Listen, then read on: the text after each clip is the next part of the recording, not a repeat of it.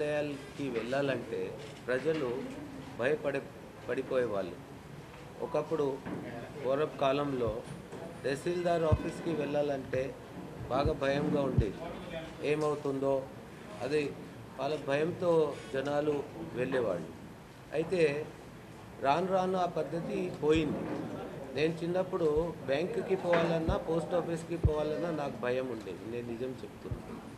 అసలు ఆఫీస్కి పోవాలంటే ఆ అట్మాస్ఫియర్ చూసి అది ఆ వాతావరణం చూసి ఎవరు మామూలు మనిషి బాగా భయపడిపోతారు.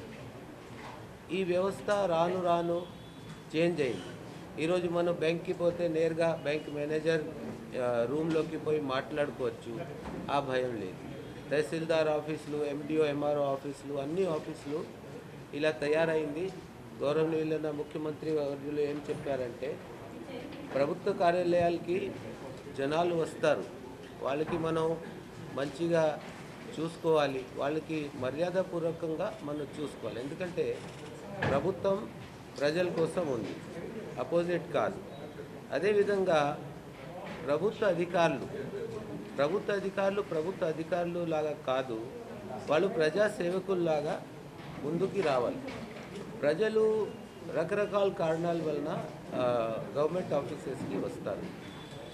అయితే వాళ్ళకి అంతా మర్యాదపూర్వకంగా మనం ట్రీట్ చేయడం, వాళ్ళకి ఉన్న సమస్యలు అడిగి తెలుసుకొని దాన్ని పరిష్కారం చేయాలని అది చెప్తాం.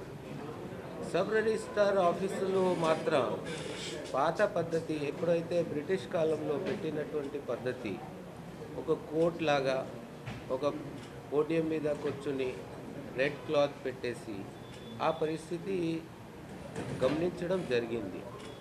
అది ఎందుకు అట్లా ఉంది? ఇప్పుడు మోరోవర్ రిజిస్ట్రేషన్ ఆఫీస్కి వచ్చేవాళ్ళు వాళ్ళు ప్రభుత్వంకి రెవెన్యూ ఇస్తున్నారు, వాళ్ళని ఒక రెస్పెక్టెడ్ క్లయింట్స్గా ట్రీట్ చేయాలని ఒక డిసిజన్ తీసుకోవడం జరిగింది.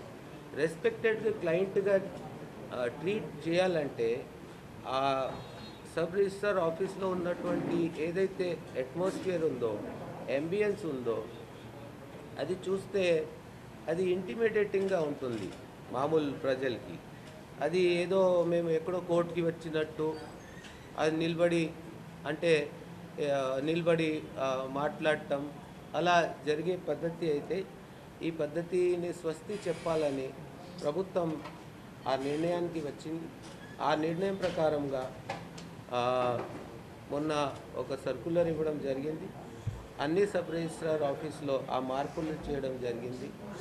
ప్రజలు వస్తే అంటే ఆ సబ్ రిజిస్ట్రార్ ఆఫీస్ వచ్చే వాళ్ళకి మర్యాదపూర్వకంగా ట్రీట్ చేసి కూర్చోబెట్టి వాళ్ళకి ఏదైతే what ever is the transaction, ఆ ట్రాన్సాక్షన్ మంచిగా చెప్పించుకోవాలనే ఉద్దేశంతో ఎవరు కూడా సబ్ రిజిస్ట్రార్ ఆఫీస్ పోయేటప్పుడు, నేనే నిజంగా చెప్తున్నాను, నేను ఇప్పుడు దాకా యాజ్ ఏ సిటిజన్ మాత్రం సబ్ రిజిస్ట్రార్ ఆఫీస్కి పోవాల్సిన పరిస్థితి వస్తే అప్పుడప్పుడు జడిసిపోయేవాడిని. అసలు అక్కడ పోవడం ఎట్లా, కూర్చోవడం ఎట్లా, నిలబడడం ఎట్లా అని ఇలాంటి ప్రాబ్లమ్స్ చాలామందికి రావచ్చు.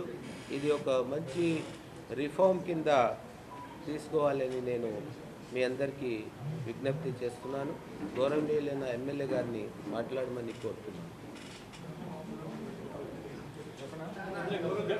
బ్రిటిష్ కాలం నుంచి ఉన్న ఈ యొక్క వ్యవస్థని దానిలో మార్పులు చేసి ప్రత్యేకంగా ప్రజలకి ఒక ఫ్రెండ్లీ వాతావరణం, ఫ్రెండ్లీ అట్మాస్ఫియర్ క్రియేట్ చేయడానికి ఇవాళ ముఖ్యమంత్రి గారు తీసుకున్న నిర్ణయం, ఎవరైనా ఒక సమస్య కోసం వచ్చినప్పుడు లేదా అవసరం వచ్చినప్పుడు అక్కడ ఉన్న అట్మాస్ఫియర్ని చూసుకుని భయపడే విధంగా వాళ్ళకి వంగి నమస్కారం పెట్టాలి అనే భావన కాకుండా ఒక ప్రజలే దీనికి కర్తలు, ప్రజలే దీనికి యజమానులు, ప్రజలకు అవసరమైతే వాళ్ళకి రాగానే కొంచెం మంచినీళ్ళు ఇచ్చి, ఇంకా అవకాశం ఉంటే టీ ఇచ్చి వాళ్ళ సమస్యని తెలుసుకొని సానుకూలంగా పరిష్కరించే విధంగా చేసే ప్రయత్నం, ఒక అట్మాస్ఫియర్ క్రియేట్ చేయాలని చెప్పి అంతకుముందున్న ఎత్తైన దిమ్మ, దాని చుట్టూ రెడ్ కలర్, ఇది ఒక మెజిస్ట్రేట్ని ఒక